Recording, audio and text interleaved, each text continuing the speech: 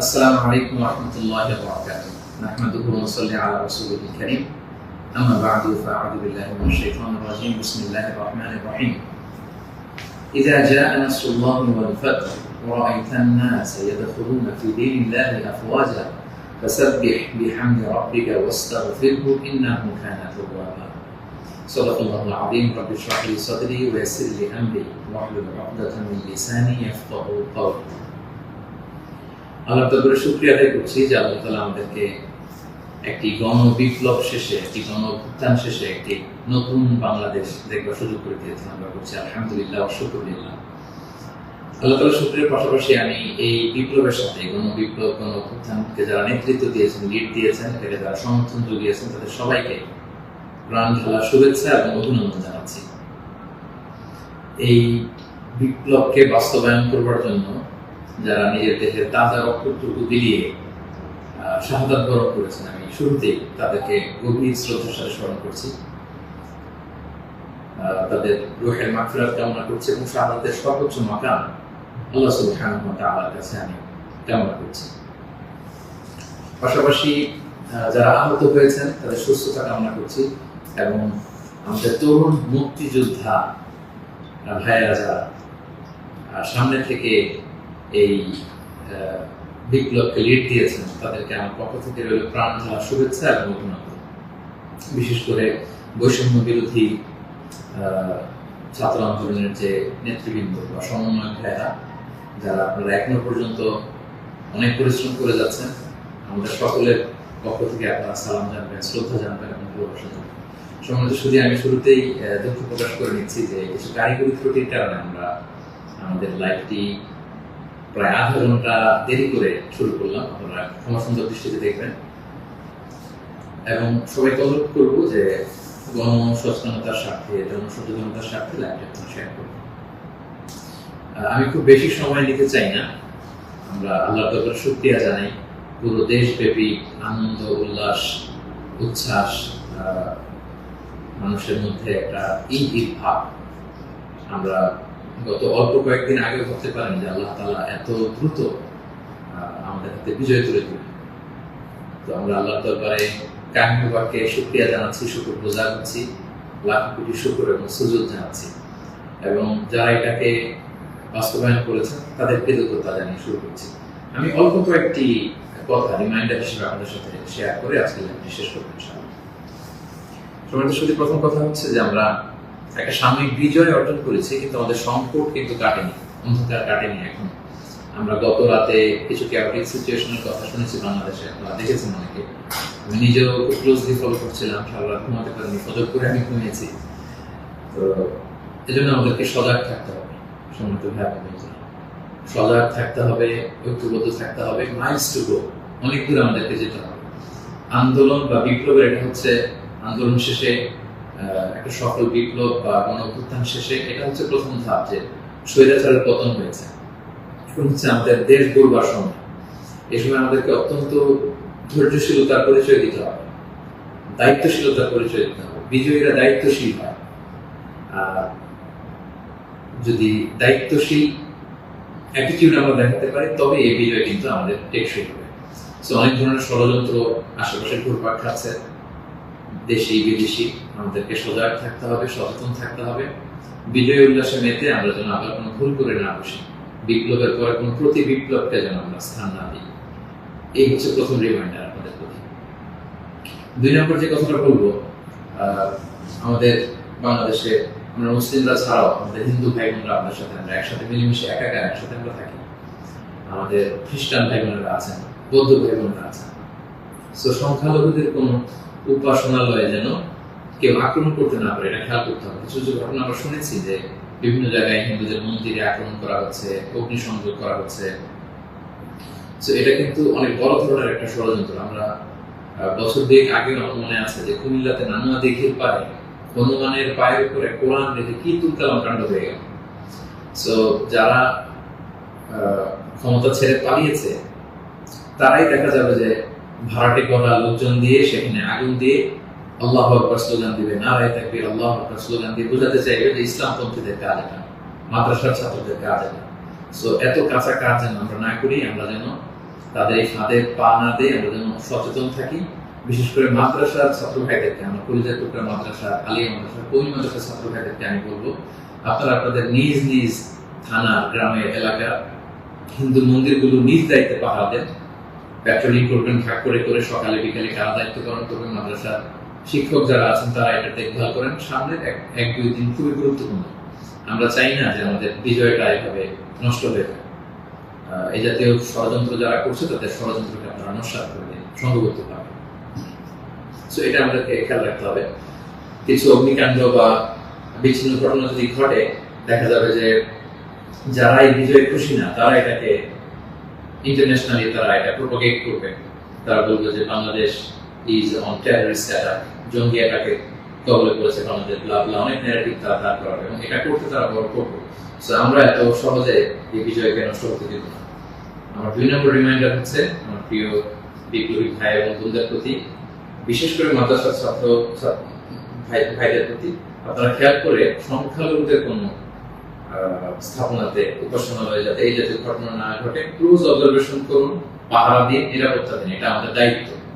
আমরা এবার যদি ভুল করে ফেলি তাহলে বাংলাদেশ ইসলাম অনেক পিছিয়ে যাবে। বাংলাদেশ সমৃদ্ধ বাংলাদেশ গড়বার স্বপ্ন এটা অনেক পিছিয়ে যাবে। 3 নম্বর যে কথাটি আমি শেয়ার করতে চাই সেটা হচ্ছে, আমরা প্রায় বলি যে ইতিহাসের সবচেয়ে বড় শিক্ষা হচ্ছে যে মানুষ ইতিহাস থেকে শিক্ষা নেয়। আমরা যেটা দেখলাম প্রায় 1.5 যুগ ধরে বা 1.5 দশক ধরে যে ক্ষমতাসীন দলটি ছিল, তারা যখন আজকে বিদায় নিল, বিদায় তো না, বেসিকলি তারা বাধ্য হয়ে ক্ষমতা ছেড়ে পলায়ন করেছে।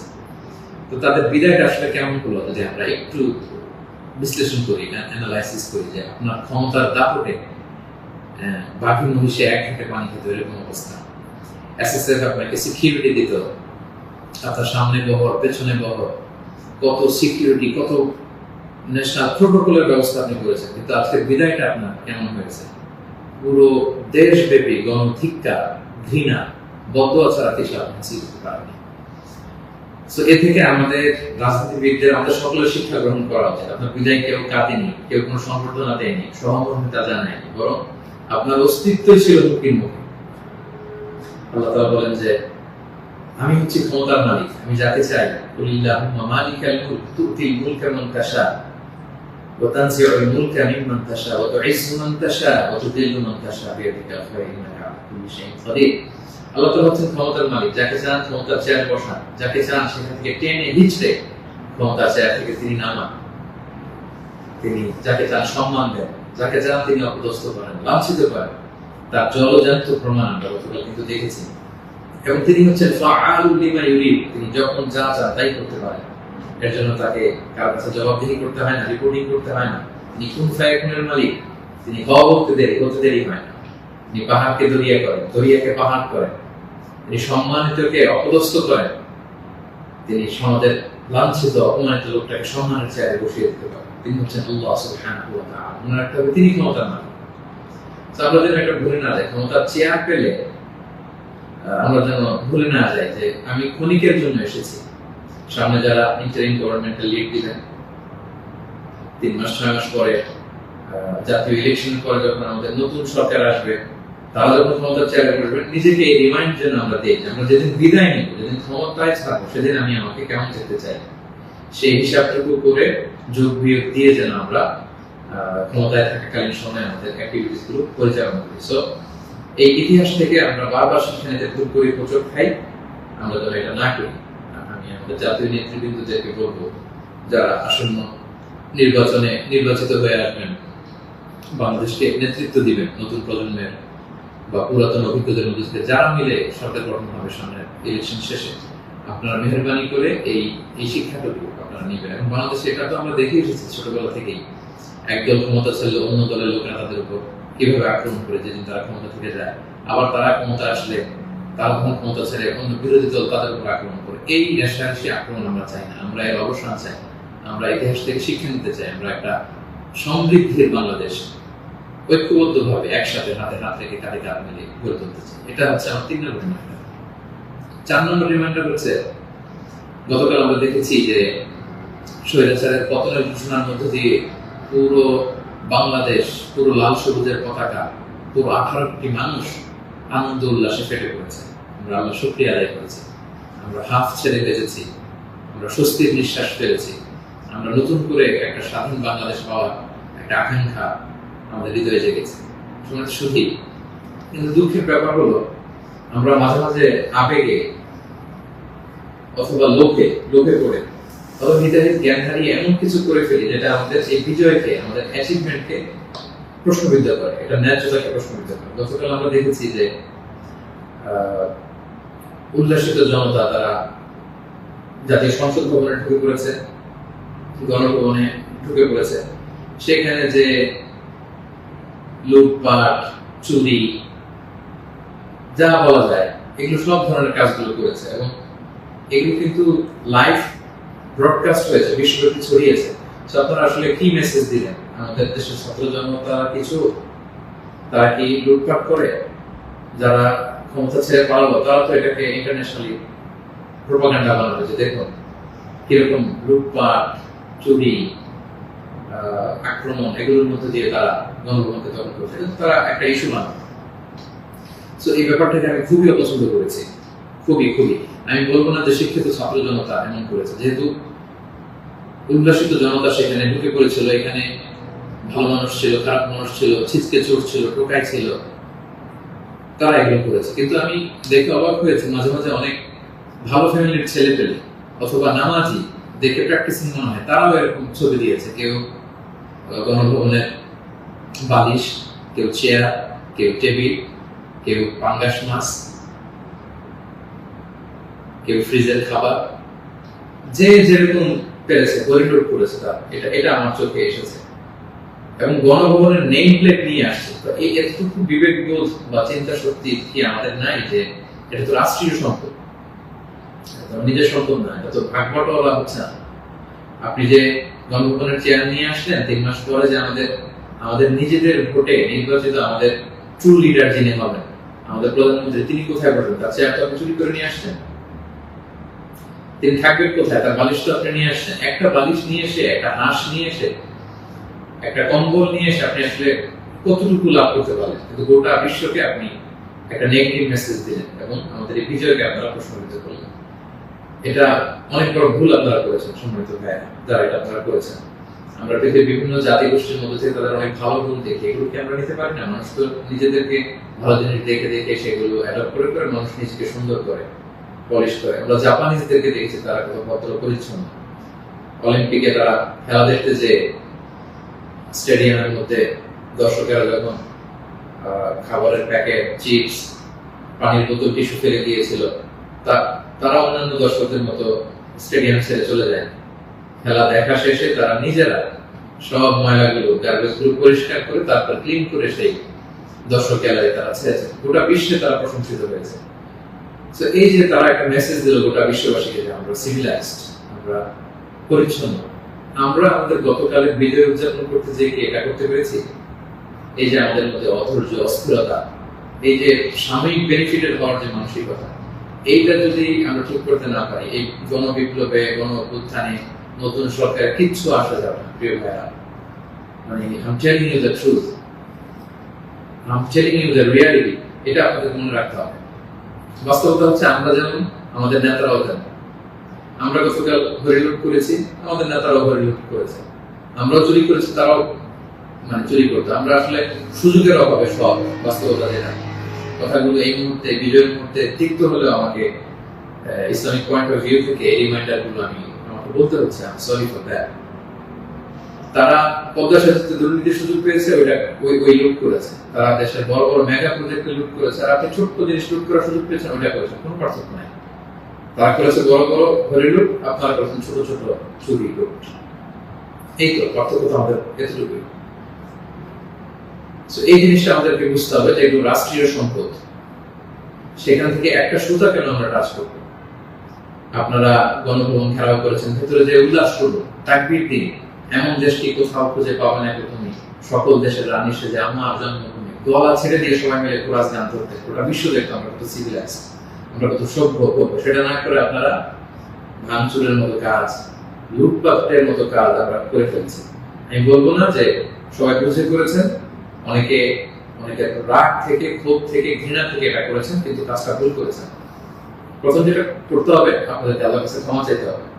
আল্লাহর কাছে ক্ষমা চান। দ্বিতীয়ত এগুলো ফেরত দিয়ে আসতে হবে। প্রিয় ভাই, আমাদের ছাত্র বন্ধুরা এগুলো কালেকশন করছে, এবং ছাত্র ভাইদেরকে আমি বলবো যারা এগুলো আবার রিটার্ন দিতে আসবে তাদেরকে যেন আমরা ব্লেম না করি, পড়াশোনা না করি, তারা তাদের রিয়েলাইজেশন থেকে নিয়ে আসছে, এগুলো তারা রিসিভ করুন।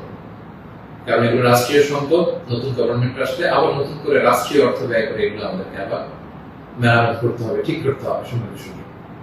এবং একজন মুমিন এই কাজ কখনো করতে পারে না। একজন বিশ্বাসীর সাথে এই ধরনের মাইন্ডসেট অ্যাটিটিউড যায় না। প্রিয় ভাই বোনেরা, ছোট একটা হাদিস বলে পয়েন্ট আমি শেষ করছি। খাইবারের যুদ্ধ থেকে রাসূল সাল্লাল্লাহু আলাইহি ওয়াসাল্লাম সাহাবাদেরকে নিয়ে ফিরছিলেন বিজয়ী হয়ে। আপনাদের মনে থাকবার কথা, ইহুদিদের বিরুদ্ধে এই যুদ্ধ হয়েছিল 7ম হিজরির ঘটনা। ফেরার পথে রাসূল সাল্লাল্লাহু আলাইহি ওয়াসাল্লাম একজন খাদেম রাসূল সাল্লাল্লাহু আলাইহি ওয়াসাল্লাম উটের হাওদাস ঠিক করছিল, এমন সময় একটা বিক্ষিপ্ত তীর এসে তার গায়ে লেগে সে সেখানে মারা যায়।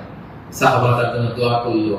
তারা বলল, কি খুশ নসিব তার, যুদ্ধ থেকে ফিরে আসার পথে এই মুজাহিদ শহীদ হয়েছে, জান্নাতের নীল পাখি হয়ে সে ঘুরবে। রাসূল সাল্লাল্লাহু আলাইহি ওয়াসাল্লাম বললেন, না, তোমরা এই মন্তব্য করো না, তোমরা জানো না আমার এই দাস সে সুযোগ পেয়ে রাষ্ট্রীয় সম্পদের অর্থাৎ গনিমতের যেটা পেয়েছিল ভাগ বটোয়ারার আগে সে লোকচক্ষুর আড়ালে একটি চাদর চুরি করেছিল, এবং এই জাহান্নামের এই চাদর তার গা পেঁচিয়ে তার শরীরকে জ্বালিয়ে ফেলবে, তাকে দগ্ধ করবে।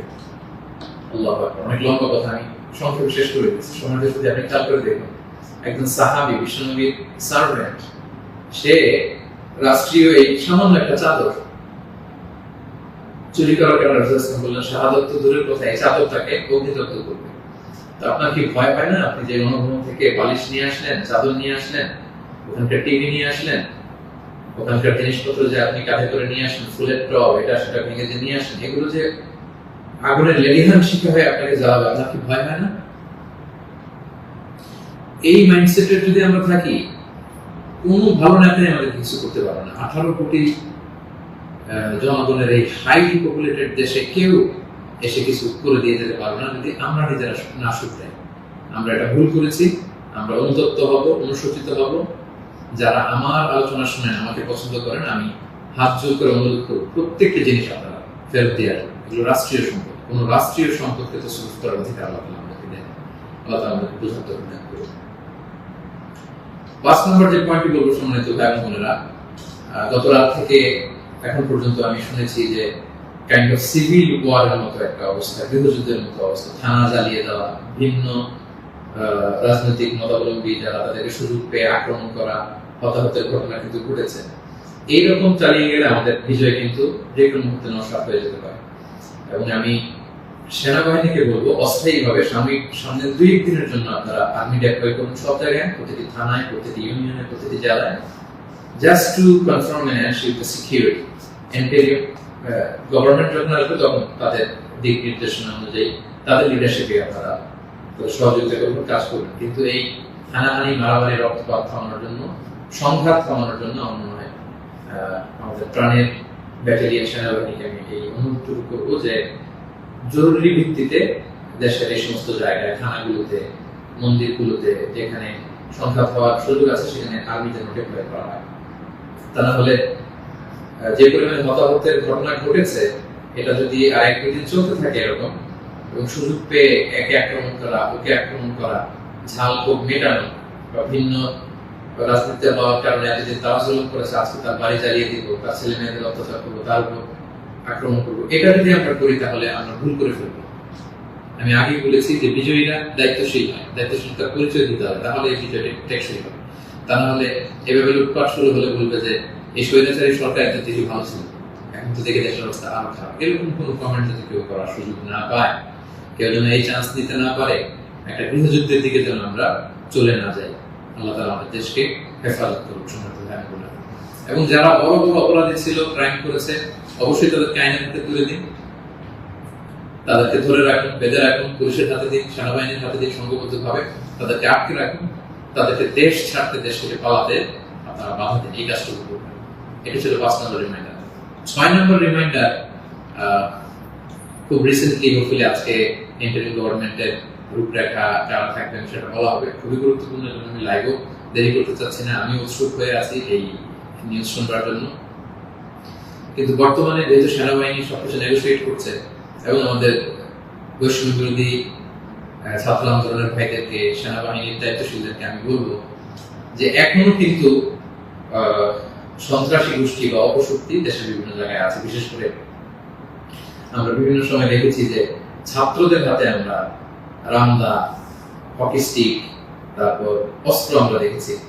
বিভিন্ন সময় আমরা ছাত্রলীগের ছাত্রদের হাতে আমি দেখেছি যে তারা সাধারণ ছাত্রদেরকে এরকম আক্রমণ করতে, একটা সারাশি অভিযান চালিয়ে গোটা দেশের ছাত্রলীগের যত সন্ত্রাসী আছে তাদের হাত থেকে এই অস্ত্রগুলো সিজ করতে হবে। শুধু ছাত্রলীগই না, এটা উদাহরণ হিসেবে বললাম, যত ছাত্র সংগঠন আছে কারো হাতে যদি কোনো আগ্নেয়াস্ত্র, অস্ত্র এগুলো পাওয়া যায়, খুব জরুরি ভিত্তিতে এগুলো পুরো দেশে সারাশি অভিযান চালিয়ে এগুলো সিজ করতে হবে। কোনো ছাত্রের হাতে, কোনো সিভিলিয়ানের হাতে কোনো গান, কোনো রামদা এগুলো যেন আমরা কখনো না দেখি। ছাত্ররা রামদা নিয়ে ক্যাম্পাসে তারা দাপট দেখাবে, এই দৃশ্য আমরা যেন বাংলাদেশে না দেখি। এরকম একটি পরিবেশ যেন আমরা তৈরি করতে পারি। আমি সেনাবাহিনীর কাছে অনুরোধ জানাবো, আমি সামনে যে ইন্টারিম গভর্নমেন্ট হবে তাদের কাছে অনুরোধ জানাবো, বৈষম্য বিরোধী ছাত্র আন্দোলনের ভাইদেরকে এই বিষয়ে গুরুত্ব দেওয়ার জন্য অনুরোধ জানাবো। কারণ আমি বিভিন্ন ভাবে আমাদের কিছু সোর্স আছে, আমরা জেলায় জেলায়, থানায় থানায় এরকম হতাহতের ঘটনা শুনেছি। সেগুলো আমাদেরকে নিয়ন্ত্রণ করতে হবে। সবশেষে সম্মানিত ভাই এবং বোনেরা, আমি এই কথা বলে শেষ করতে চাই যে আমাদের ধৈর্যের পরিচয় দিতে হবে, আমাদেরকে শান্তি শৃঙ্খলা রক্ষার সর্বোচ্চ চেষ্টা করতে হবে। প্রতিহিংসার রাজনীতি আমরা বাংলাদেশে আর দেখতে চাই না। আমরা হানাহানি, মারামারি এটা দেখতে চাই না। আমরা জাতি, ধর্ম, বর্ণ নির্বিশেষে আমরা যেন সবার প্রতি মানবিক হতে পারি, আমরা সেটা চাই। আমরা চাই মেরিটোক্রেসির ভিত্তিতে আমাদের দেশ চলবে। দেশের যতটি চাকরি দেওয়া হবে, পদায়ন হবে, যারা সচিব হবেন, যারা বিসিএস ক্যাডার হবেন, যারা সরকারি আমলা হবেন, প্রতিটা চাকরি যেন মেধার ভিত্তিতে হবে। Meritocracy should be the national policy of Bangladesh, our new Bangladesh, our new independent Bangladesh. আমি দায়িত্বশীলদের কাছে অনুরোধ করছি, আমাদের ন্যাশনাল কয়েকটা পলিসি থাকা দরকার। সিঙ্গাপুরের 3-4টা জাতীয় পলিসির মধ্যে একটা হচ্ছে মেরিটোক্রেসি। রাষ্ট্রীয়ভাবে যেন ঘোষণা দেওয়া হয় যে মেরিটোক্রেসির ভিত্তিতে আমাদের বাংলাদেশ চলবে। আমাদের বিচার বিভাগ সম্পূর্ণ স্বাধীনভাবে এখানে কেউ হস্তক্ষেপ করতে পারবে না। কোনো চাঁদাবাজি আমাদের বাংলাদেশে চলবে না, কোনো ঘুষ বাংলাদেশে চলবে না। একটা সমৃদ্ধির বাংলাদেশ আমরা যেটা স্বপ্ন দেখি, আমরা যে স্বাধীন বাংলাদেশের স্বপ্ন দেখি, আমরা যেন একসাথে সেটা করতে পারি। Together we rebuild hour nation again, ইনশাআল্লাহ। সো সম্মানিত সুধী, আমি এই আহ্বান জানিয়ে শেষ করব, কেউ আইন শৃঙ্খলা অবনতি ঘটাবেন না, সংঘাতে জড়াবেন না, আইন নিজের হাতে তুলে নেবেন না। সংখ্যালঘু ভাইদের দিকে দৃষ্টি রাখুন, কারণ এইটাকে তারা টার্গেট করে একটা প্রতি বিপ্লব, দেশে একটা ক্যাওটিক সিচুয়েশন তৈরি করবে। এবং পুলিশ বাহিনী, সেনাবাহিনী, বিমান বাহিনী, র্যাব, আনসার, বিডিআর, প্রত্যেকটি বাহিনীকে আমি বলবো যে আপনাদের কাঁধে অনেক বড় দায়িত্ব। দেশের শান্তি, শৃঙ্খলা, সিকিউরিটি, নিরাপত্তা নিশ্চিত করে এগুলো আপনাদের দায়িত্ব। আসুন আমরা সবাই হাতে হাত রেখে, কাঁধে কাঁধ মিলিয়ে আমাদের নতুন বাংলাদেশ গড়ে তুলব।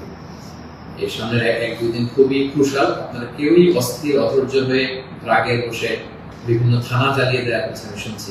সাধারণ পুলিশদের উপর আক্রমণ করা হচ্ছে। প্রিয় ভাইয়েরা, পুলিশরা খুব অল্প বেতনের চাকরি করে, তারা আমাদেরকে নিরাপত্তা দেয়।